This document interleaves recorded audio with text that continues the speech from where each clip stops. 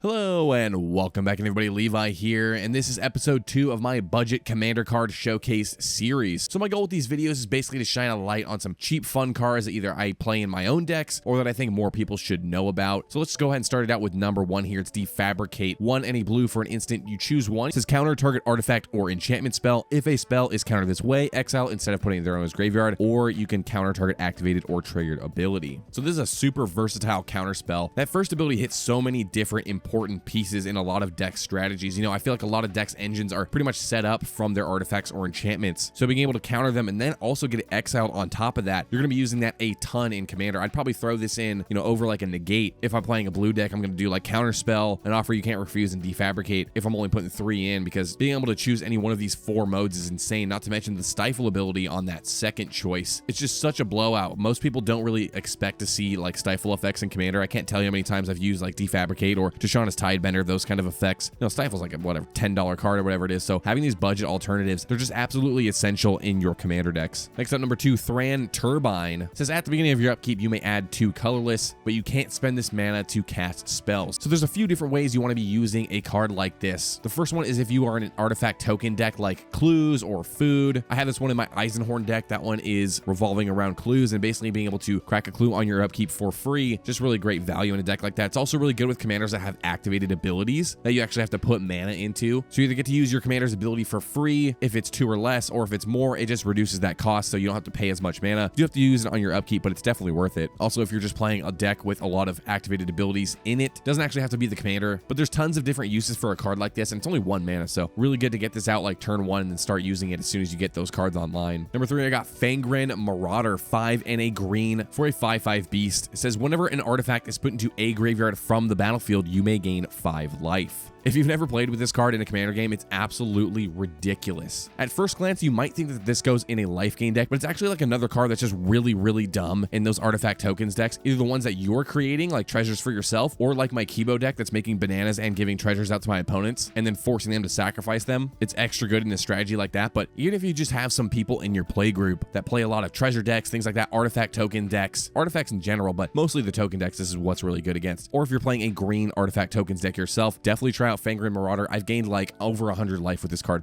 plenty of times in my Kibo deck. Coming in at number 4, Scytheclaw Raptor. Now we got the other side of the spectrum. 2 and a red for a 4/3 dinosaur. It says whenever a player casts a spell, if it's not their turn, Scytheclaw Raptor deals 4 damage to them. So yes, this one is symmetrical. However, it's definitely worth an include if you're not really planning on interacting much on your opponent's turns. You know, maybe you're playing more of an aggro creature strategy or just like a burn strategy, something like that, where you're not really planning on casting those instant speed spells on your opponent's turns. Because let's face it, there's always going to be that one blue player in your pod that's going to want to be doing stuff on people's end steps. And because more often than not, it's usually going to be multiple people trying to do, you know, different interactions on other people's end steps or during their turns, something like that. So doing that is going to cost them 4 damage per one that they're using. So especially good against those like mono blue decks, but really good against any deck in general. Number 5 here, I got Orus Guardian. 1 white for a 1/3 human cleric. The only ability that matters on this is tap, prevent all damage that will be dealt to target creature this turn. So on its face, yeah, this is a very good protection piece. You know, if your opponent is playing like a blasphemous act, something like that, they go to lightning bolt your commander, you can prevent the damage with this. But the way that I use it in my Augusta deck is to guarantee that I can get in with an attacking creature and have it survive combat no matter what, because my commander wants me to be attacking all the time to untap my creatures. So even if I have little like 1/1s that have some really good value ability on them, I can swing them in to get that attack trigger and then keep them alive with the Orus ability. It's a really good card if you need like attack triggers, things like that, or if you just want to be attacking in general and you're afraid of getting, you know, blocked by some giant dinosaur or whatever it's going to be. Coming in at number 6, we got Menaldor Swift Savior. 3 and a blue for a 3/3 bird soldier with flying. It says whenever Menaldor Swift Savior deals combat damage to a player, exile up to 1 target creature you own, then return it to the battlefield under your control. So what this does, obviously it's a repeatable blink option. So if you're playing any of those ETB decks, either if your commander has an ETB or if you're just playing an ETB strategy in general, Menaldor is really easy to trigger every turn because it's a 3/3 flyer. So there's guaranteed to be at least one opponent that doesn't have flying, and you get to reset those ETBs, you know, once per turn. So I think this card can come in more handy than you might think. Number 7, I got Tectonic Reformation, one of my favorite red cards. 1 and a red for an enchantment. It says each land card in your hand has cycling red. Also cycles itself for 2 mana, which you're probably never going to do. I've never done it so far. But basically, red doesn't really draw well in Commander. That's the one like glaring weakness that red has. It's either impulse draw or it's looting. You know, this is technically kind of looting. However, it's giving it to your lands, and so you're not having to use all those Thrill of Possibility style effects. You could just play this a little bit early. Later in the game, you're getting flooded with lands lands, cycle all of them, and draw something you actually want. And even if you draw more lands, hey, just cycle them away. No big deal. I really like this card in a red deck, especially mono red. I think even in multicolor decks, I would also play this card. Going in number 8, Soul Snare. Single white mana for an enchantment. It says pay white and you sacrifice Soul Snare to exile a target creature that's attacking you or a planeswalker that you control. So on its face, this may just seem like a worse version of like a Path to Exile. However, I see this more as like a Ghostly Prison style effect. You know, if people see this on your battlefield, they obviously know you have the mana to activate it. They're not going to be swinging at you. It's basically like having a death touch creature with flying, but it's actually even better than that because it exiles their creature. So they're definitely not going to want to attack you. So this one's really good against any sort of aggro strategy. Just try this out in your deck and trust me, people will stop hitting you, I promise. Number 9, I got Haunt the Network. Somewhat new one here from Aether Drift. 3 blue and a black for a sorcery. It says choose target opponent, create 2 1/1 colorless Thopter artifact creature tokens with flying, and then the chosen player loses X life and you gain X life, where X is the number of artifacts you control. This card is absolutely insane in any Dimir artifact deck. If you're playing Dimir artifacts, put this in there. You can most likely one-shot one of your opponents, especially if you're playing a clue deck like my Eisenhorn deck, which I do run this in. If you're playing, you know, Dimir clues or Dimir treasures, any sort of Dimir artifact tokens, or just artifacts in general, not to mention it does gain you a ton of life. You know, say you have 30 clues or whatever sitting around, which I very commonly do in my Eisenhorn deck. You know, if I get Academy Manufacturer out, I'll be getting, you know, 30, 40 tokens, and then, you know, obviously this can one-shot somebody and then gain you a ton of life, so it keeps you in the game a lot longer. And in a similar vein to that one, I have the last card here, number 10, Congregate. 3 and a white for an instant. It says target player gains 2 life for each creature on the battlefield. Personally, I have this one in my Anim Pakal deck just because I'm going super wide with all the gnomes. It's very common that I'll have 10, 15, 20 creatures on board. That's not even counting your opponent's creatures as well. This is for each creature on the battlefield, you're getting 2 life. So it's very, very common to get, you know, 40 plus life with a card like this because all you need is 20 creatures on the battlefield. That's really not that many. There's usually like one person in the pod that has a bunch of tokens or has a ton of mana like in green, and they're allowed to play a bunch of creatures because they have the extra mana, things like that. So I wouldn't even wait for like the super opportune moment to get like the most amount of life. Like if you gain like 30 plus life with this, I would just use it. If I have the mana, why not use it? You're going to be gaining a ton of life, especially later in the game. Once those boards get clogged up, cast Congregate for 4 mana, gain 100 life. Good luck killing me. But that's going to be it for this episode of my budget commander card showcase series. I hope you guys are liking these videos. I'm probably going to be coming out with like probably around 2 of them a month. Maybe I'll try to do it like once a week or something like that if I actually get enough requests in the comments to do so. But if you guys like this style of video, please let me know down below. Leave a like on the video, subscribe if you haven't. If you want to see more videos like this, I do a lot of deck techs, I do a lot of budget card showcases, things like that. Leave me a comment of which card that you liked the most from this list. But that's really all I've got for today, my friends. Thank y'all so much for watching, and I'll see you in the next one. All right, take care.